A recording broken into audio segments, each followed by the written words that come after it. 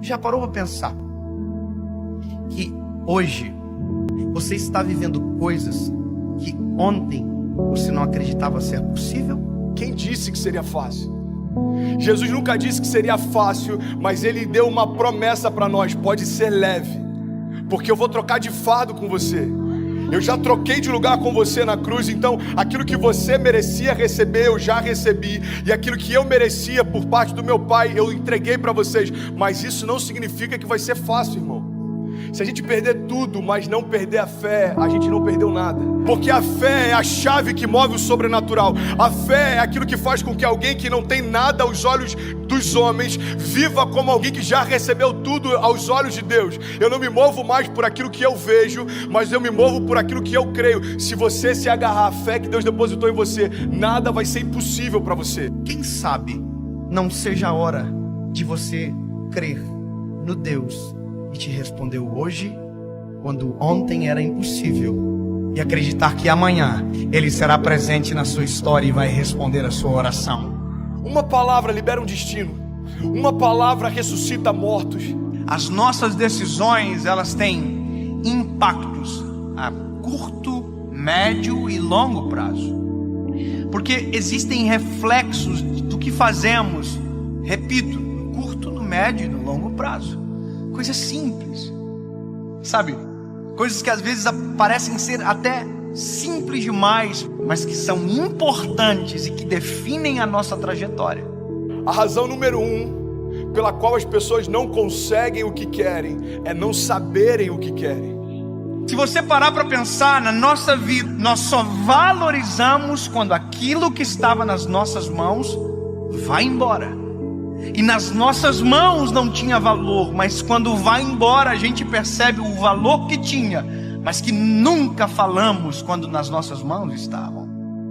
Nós não olhamos com um olhar sensível para aquilo que temos, para o que somos. Nós precisamos de dor, nós precisamos de perda, para verbalizar coisas que os nossos sentimentos ocultam, às vezes até mesmo de nós. Por que você murmurava ao invés de você declarar aquilo que você desejava ver? A fé não é a gente constatar o que está acontecendo, é a gente declarar o que vai acontecer. Então, ao invés da gente ficar murmurando, entenda isso em nome de Jesus, começa a declarar por fé as realidades ao teu redor e elas vão ser transformadas. Aquilo que poderia ser um ponto de tensão na minha casa se tornou um pilar de sustentação na minha casa. Por quê?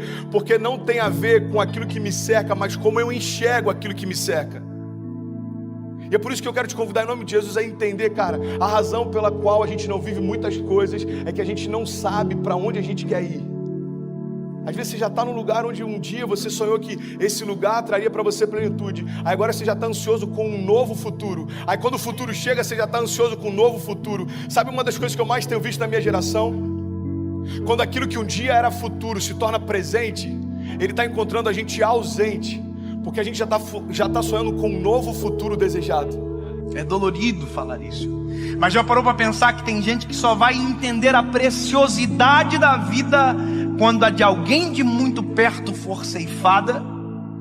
Eu não sei se você já teve a experiência de ir a um velório, mas vá a um velório, é pedagógico. Você sai do velório muito mais amoroso, você sai do velório muito mais sensível, muito mais grato. Você agradece o ar que respira quando descobre que a pessoa que está no caixão faltou o ar para viver. Você valoriza o coração que bate no peito. Você valoriza a esposa que você tem. E às vezes só se valoriza quando perde.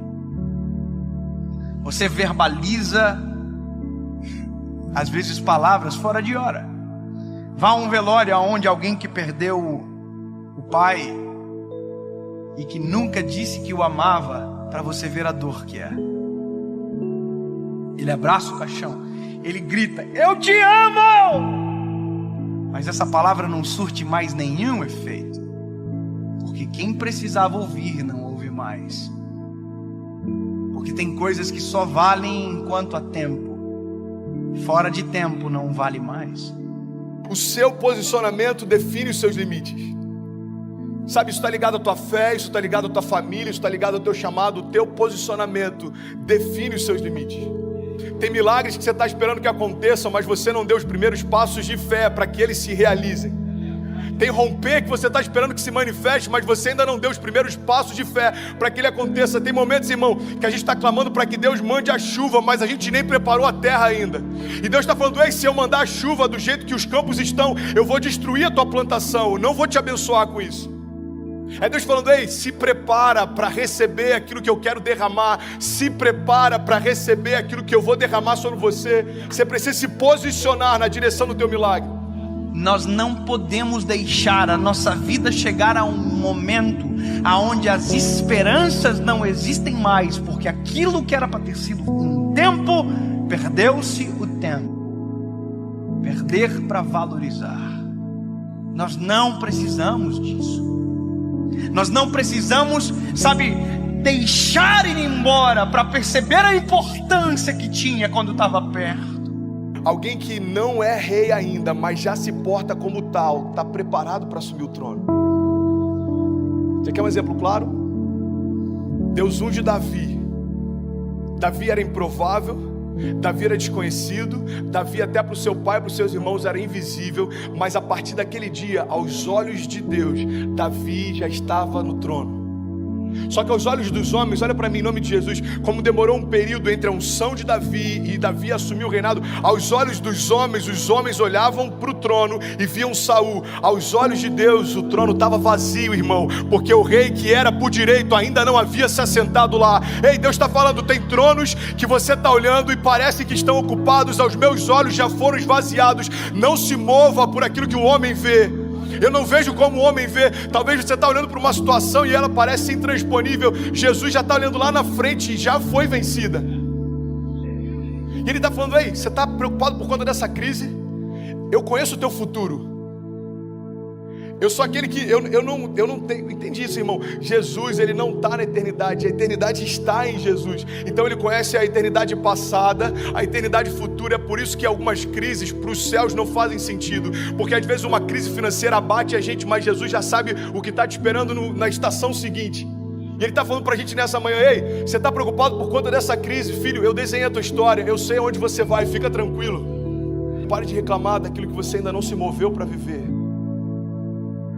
Pare de reclamar do resultado de escolhas que você não fez.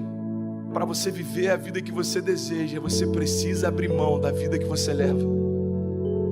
2 Crônicas 7,14 diz: se o meu povo, que se chama pelo meu nome, se humilhar e orar e buscar a minha face e se afastar dos seus maus caminhos, dos céus eu ouvirei, perdoarei os seus pecados e eu sararei a sua terra. Existe uma condicional. Deus está dizendo: olha, se o meu povo, que se chama pelo meu nome, se humilhar e clamar e se arrepender, o que ele está dizendo é o seguinte: se você der os passos de fé, os céus vão reagir àquilo que você está se movendo. Evangelho não tem a ver com conforto. Evangelho tem a ver com propósito. E é por isso que muitas vezes a conta não fecha. Irmão, quem disse que seria fácil? Eu quero te encorajar a você se posicionar na direção do seu destino, na direção do destino que Deus prometeu para você. Nada menos do que isso vai ser aceitável. Salmo 126, versículo 5 diz: aqueles que semeiam com lágrimas, com cantos de alegria colherão. Aquele que sai chorando enquanto semeia, voltará com cantos de alegria, trazendo seus feixes. Mas eu não posso fazer por você aquilo que só você pode fazer.